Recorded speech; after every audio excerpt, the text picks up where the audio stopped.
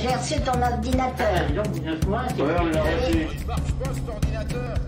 Bonjour et bienvenue dans ce nouvel épisode de La puce à l'oreille. En 15 minutes chrono, l'informatique et ses concepts nébuleux sont rendus simples, concrets, pratiques, accessibles. Sur un temps ludique, on explore les différentes possibilités offertes par le numérique et surtout, on les dépasse pour imaginer un horizon virtuel plus désirable.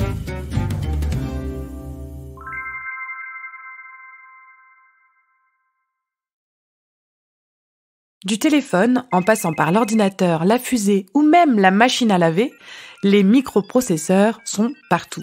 Pièces indispensables au bon fonctionnement de nos outils technologiques du quotidien, ils sont pourtant mal connus. Alors, pour parler de ces petits bijoux de technologie, nous sommes ravis de recevoir François Tonick, historien, journaliste et rédacteur en chef de Programmer, un magazine d'informatique écrit par et pour les développeurs. Partez avec nous à la découverte de ces circuits intégrés et plongez dans la course à l'innovation. Bonne écoute.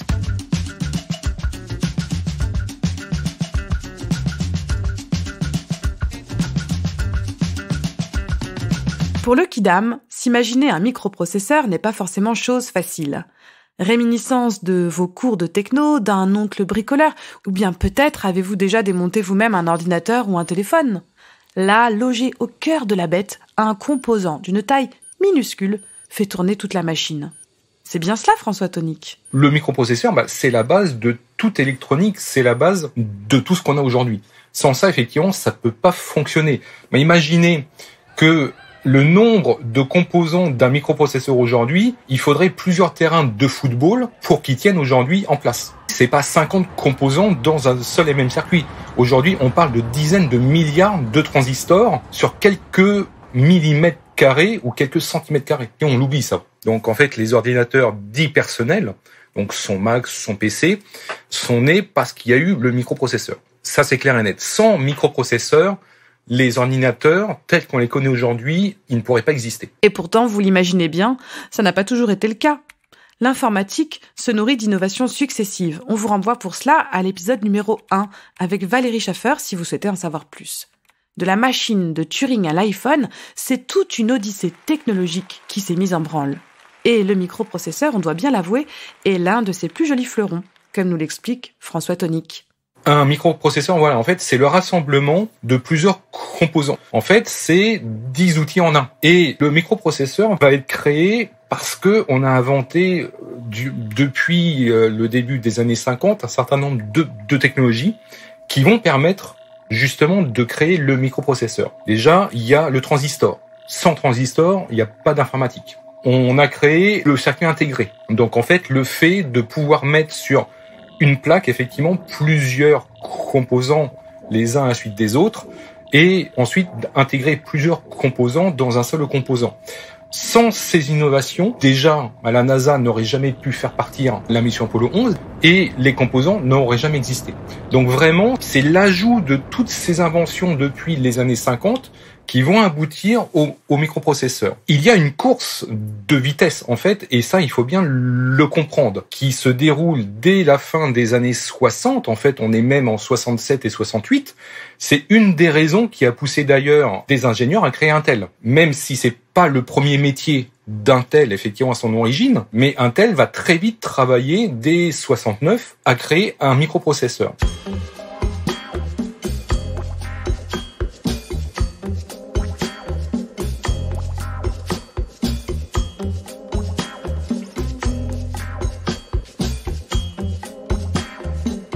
Mais alors, dans cette course technologique, y a-t-il un créateur, un ingénieur génial, un géotrouve-tout, à qui revient la paternité de l'œuvre ? Eh bien, figurez-vous que oui, et rendons-lui hommage ici. Son nom, c'est Federico Fagin. C'est sans doute l'ingénieur italien, en fait, l'ingénieur électronique le plus connu en Italie, parce qu'il a déjà créé ça, que son travail chez Olivetti, donc quelques années avant, donc un gros constructeur italien, même si aujourd'hui on a oublié un petit peu son existence. Effectivement, il a joué un rôle extrêmement important à ce niveau-là. Et c'est la société Intel qui l'avait débauché à la fin des années 60. Bon, les microprocesseurs sont partout, on l'a bien compris. Mais en quoi cela a-t-il révolutionné l'informatique, François Tonick ? En fait, un microprocesseur, pour faire très très simple, on prend plusieurs transistors. Donc un transistor, c'est un composant électronique. On les combine sur une même plaque, donc ce qu'on appelle un PCB, en fait un circuit imprimé, pour pouvoir avoir une seule et même entité sur une plaque. Donc mettons, au lieu d'avoir 50 composants sur une même plaque, en fait, on n'aura plus qu'un. Donc c'est un gain de place énorme et surtout on va optimiser le fonctionnement effectivement de ces composants. Le microprocesseur va permettre d'exécuter ce qu'on va appeler des instructions. Typiquement, c'est grâce au microprocesseur que les logiciels, que les applications peuvent fonctionner.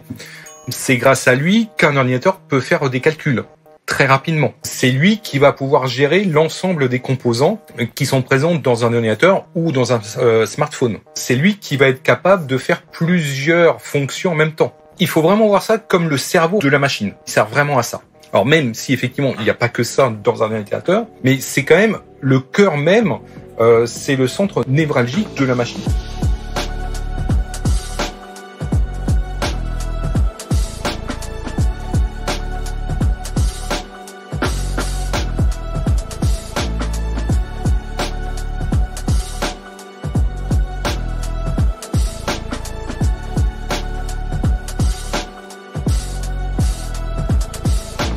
Et ces indispensables millimètres carrés de métal, on en produit à la chaîne. Enfin, quand je dis on, c'est un peu flou. Car justement, l'été dernier, l'industrie a dû faire face à un problème inédit. Pénurie de microprocesseurs, panique à bord. Mais alors, que s'est-il passé, François Tonique ? La pénurie de composants vient de plusieurs facteurs. Le premier facteur, c'est le Covid. Parce que le Covid, en fait, a désorganisé un certain nombre de chaînes de matières premières et de fabrication. Un certain nombre d'usines qui fabriquaient des semi-conducteurs, en fait, des composants, ont fermé durant plusieurs mois et donc mal les stocks, mais s'épuisaient. Ensuite, il y a l'explosion de la demande aussi en composants. Aujourd'hui, on trouve des composants électroniques, des microprocesseurs, des semi-conducteurs absolument partout. Dans l'automobile, dans sa cuisine, les PC, smartphones, etc. Et plus en fait on a besoin de composants électroniques et plus la pression sur la quantité à fabriquer est importante. Plus il y a eu aussi des sécheresses effectivement à Taïwan et ça pose problème parce que les usines de composants ont besoin d'eau aussi accessoirement. Donc quand on met bout à bout tous ces facteurs, en fait, on comprend que le marché des composants électroniques est extrêmement tendu.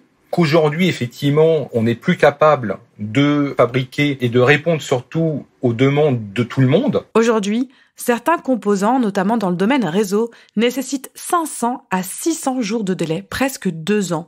Certains pays souhaitent revenir à une réindustrialisation et à une production de composants plus locale. Une éclaircie semble possible pour 2022-2023, mais pas avant. Deuxième problème, les très gros fabricants privilégient évidemment les très gros clients qui sont, eh bien, on vous le donne en mille, les fabricants de smartphones. Huawei, Oppo, Apple, Samsung, des quantités faramineuses de composants sortent des usines pour aller équiper tout un attirail de téléphones flambant neufs. Et cela pèse sur le reste de l'industrie et notamment sur les constructeurs automobiles qui ont dû fermer leurs usines, voire même remplacer des composants électroniques en revenant à de bons vieux fonctionnements mécaniques. Tesla a même dû laisser un vide à la place du connecteur USB, parce qu'il n'avait plus accès à ce type de composants. Et dans le milieu des microprocesseurs, une drôle de prophétie régit l'industrie. Peut-être en avez-vous déjà entendu parler, il s'agit de la loi de Moore. Mais alors, qu'est-ce que c'est que cette loi de Moore, François Tonique ? La loi de Moore, c'est ça. En fait, c'est que tous les 18 mois, effectivement, on va doubler la puissance, on va doubler le nombre de composants que l'on va avoir dans un circuit intégré. Donc, sous-entendu maintenant, le microprocesseur. En d'autres termes, la loi de Moore implique que les ordinateurs deviennent au fil du temps plus petits, plus rapides et donc moins chers à produire. Cette loi a régi l'industrie informatique pendant plus de 50 ans, permettant la planification de la production à long terme et la synchronisation des différentes branches de l'industrie. Une prédiction bien utile donc, mais qui atteint aujourd'hui ses limites.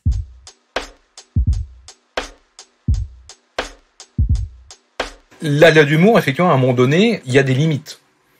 Parce que aujourd'hui, on ne peut pas doubler à l'infini le nombre de composants.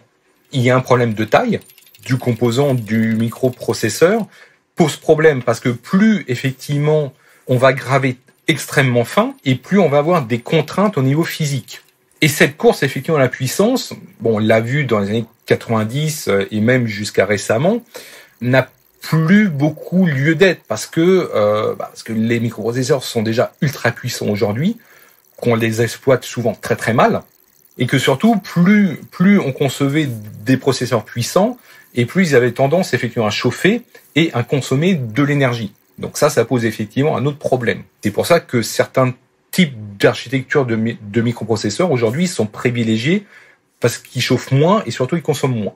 Eh oui, l'industrie du microprocesseur progresse encore et tente de répondre à de nouveaux défis, dont l'écologie évidemment. C'est ainsi que certains constructeurs tentent encore et toujours de franchir la loi de Moore en proposant de nouvelles solutions censées être toujours plus puissantes et aussi plus économes. Fini les composants couchés à l'horizontale et bienvenue aux transistors verticaux qui pourraient bien être une petite révolution dans l'industrie. Installés perpendiculairement les uns par rapport aux autres, avec un courant se déplaçant verticalement, les industriels assurent que ces processeurs nouvelle génération seraient 85% plus économes. Comme quoi l'informatique a de beaux jours devant elle. Enfin nous on vous dit ça, on vous dit rien. On vous met juste la puce à l'oreille. Si vous souhaitez en savoir plus au sujet du microprocesseur, la puce à l'oreille vous recommande Une brève histoire de l'électronique de Henri Lilin. Je suis Sophie Comte, cofondatrice de Chute Magazine et de Chute Radio, et je suis ravie d'avoir prêté ma voix à ce nouveau format. Ce podcast a été écrit par la journaliste Nolwenn Mogwen. Nous remercions également notre sponsor, l'assureur AXA. Pour écouter les prochains épisodes, tapez la puce à l'oreille dans votre plateforme d'écoute et même Chute Radio pour découvrir toutes nos émissions. À bientôt!